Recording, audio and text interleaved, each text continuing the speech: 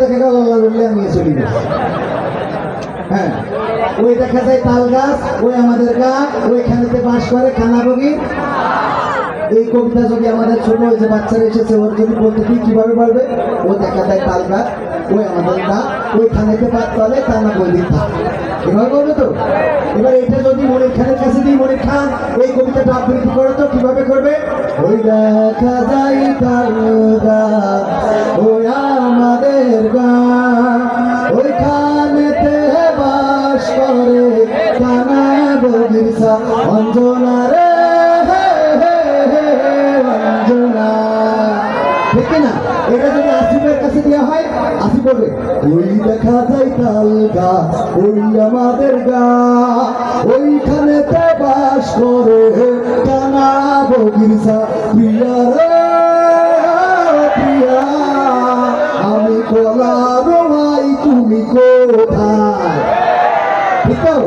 এটা যদি হাসানের কাছে দেওয়া হয়, হাসান ব্যান্ডের শিল্পী ওই দেখা যায় তাল গাছ ওই আমাদের গা ওইখানেতে বাস করে কানা বগিরসা। ঠিক তো? এটা যদি কোনো রাজনৈতিক নেতার কাছে দেওয়া হয়, তাহলে রাজনৈতিক নেতা বলবে ওই দেখা যায় তাল গাছ ওই তাল গাছ আমাদের ওই তাল গাছ আমাদের থাকবে, এটা আমার ব্যাপারে আপোষ করা হবে না। যদি এটা ওবায়দুল কাদেরের কাছে দেওয়া হয়, ওই তাল গাছ ওটা শেখ হাসিনা লাগিয়েছে,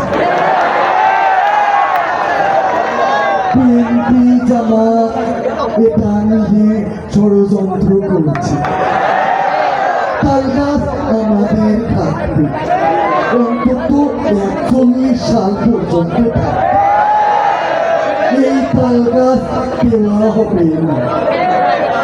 ঠিক না? এটা যদি কোনোভাবে আমাদের আমিরুল ইসলাম বেলাল হুজুরের কাছে দেওয়া হয়, বাবা ওই দেখা যায় তাল গাছ ওই আমাদের গা ওইখানেতে বাস করে কানা বগিরসা বলবে।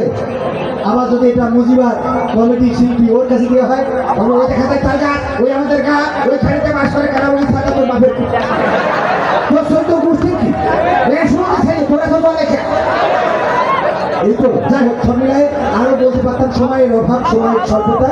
সময় ভাইরা আমরা হাবু ভাই এখনই আসবে। আমরা আবারও আপনাদের রিকোয়েস্ট করছি, গেটে যে রুমালগুলো আছে সেই রুমালগুলো আপনারা ভরে দিবেন, মনে থাকবে ইনশাআল্লাহ।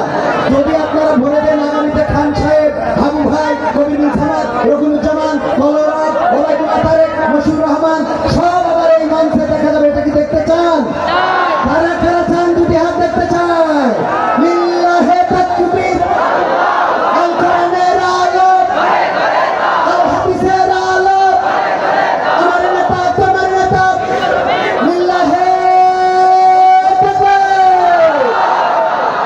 এবং এটার শক্তি কিন্তু আছে, এটা মাথায় রাখবেন। ধন্যবাদ সবাইকে, আবারও দেখা হবে।